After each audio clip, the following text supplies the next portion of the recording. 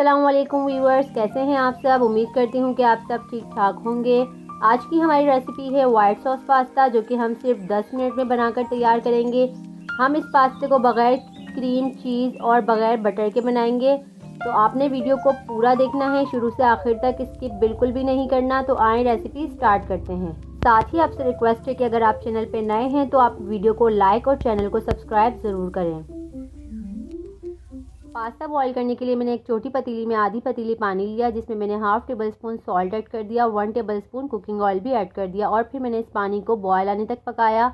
जब पानी में बॉयल आ गया तो मैंने इसमें 1 कप नॉर्मल पास्ता ऐड कर दिया और इसे चम्मच से अच्छी तरह से पानी में हिला लिया।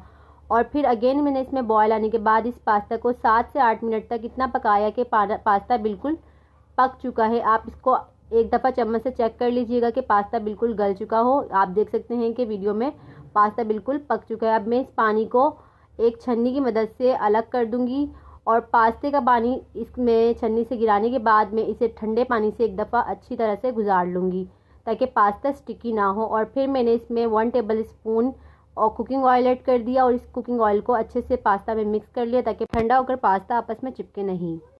अब मैंने एक सेपरेट पैन में 1 टेबल स्पून कुकिंग ऑयल डालकर गर्म कर लिया, मगर आप यहाँ पर बटर यूज़ कीजिएगा क्योंकि वाइट सॉस पास्ता में बटर यूज़ होता है। फिर मैंने इसमें यहाँ पर 1 टेबल स्पून नॉर्मल मैदा डाल दिया और मैदा डाल के मैंने इसे 3 से 4 मिनट तक बिल्कुल लो फ्लेम पर इतना पकाया कि इसका कलर बिल्कुल चेंज हो जाए।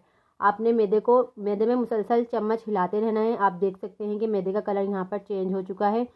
अब इसके बाद आपने नेक्स्ट प्रोसेस में 1 कप दूध को फ्लेम ऑफ करके आहिस्ता आहिस्ता से करके थोड़ा थोड़ा डालना है और 360 रोटेशन से चम्मच हिलाते जाना है ताकि आपके लम्स ना बने। आपने दूध को थोड़ा थोड़ा करके डालना है, एक साथ सारा नहीं डालना।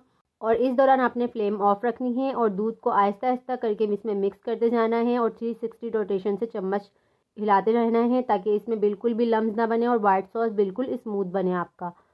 आप देख सकते हैं कि यहाँ पर मैंने अब फ्लेम ऑन कर दी है और अब साथ साथ मैं सॉस को पकाती भी जा रही हूँ। अब इसी स्टेज पे मैं यहाँ पर स्पाइसेस भी ऐड कर दूँगी। मैंने 1/4 टीस्पून ब्लैक पेपर ऐड कर दिया है और इस ब्लैक पेपर को भी मैं इसमें मिक्स कर लूँगी। और इसी के साथ मैंने यहाँ पर ऐड की है 1/4 टीस्पून चिली फ्लेक्स, इसे भी मैं इसमें मिक्स कर दूँगी। और फिर मैंने इसमें ऐड किया है हस्बे ज़रूरत नमक। यहाँ पर मैंने 2 से 3 चुटकी नमक ऐड किया है। वैसे इसमें ज़्यादा सॉस में नमक नहीं जाता। नमक ऐड करने के बाद नमक भी हम इसमें अच्छे से मिक्स कर लेंगे। और अब मैंने यहाँ पर ऐड करूँगी शुगर। मैंने यहाँ पर 1 टेबल स्पून शुगर ऐड की है। और इसके अलावा फिर मैंने साथ में यहाँ पे बॉयल मैक्रोनी भी यानी कि पास्ता भी ऐड कर दिया और फिर इसे मीडियम फ्लेम पर पकाते हुए चम्मच से अच्छी तरह से मिक्स कर लिया। तो फाइनली व्यूअर्स, पास्ता बनकर बिल्कुल तैयार है। अब हम इसे एक प्लेट में निकाल कर इसके ऊपर ऑरिगेनो स्प्रिंकल कर देंगे और इसे गर्मा गर्म खाएंगे। तो आपने इस रेसिपी को ज़रूर ट्राई करना है और कमेंट सेक्शन में मुझे बताना है कि आपको ये रेसिपी कैसी लगी और नेक्स्ट रेसिपी मैं आपके लिए क्या बनाऊं। इसी के साथ अगर आप मेरे चैनल पे नए हैं तो मेरी वीडियोस को ज़रूर लाइक करें, मेरे चैनल को सब्सक्राइब करें और अपने फ्रेंड्स एंड फैमिली के साथ मेरा चैनल शेयर करना ना भूलें। अगली वीडियो तक के लिए अल्लाह हाफिज़।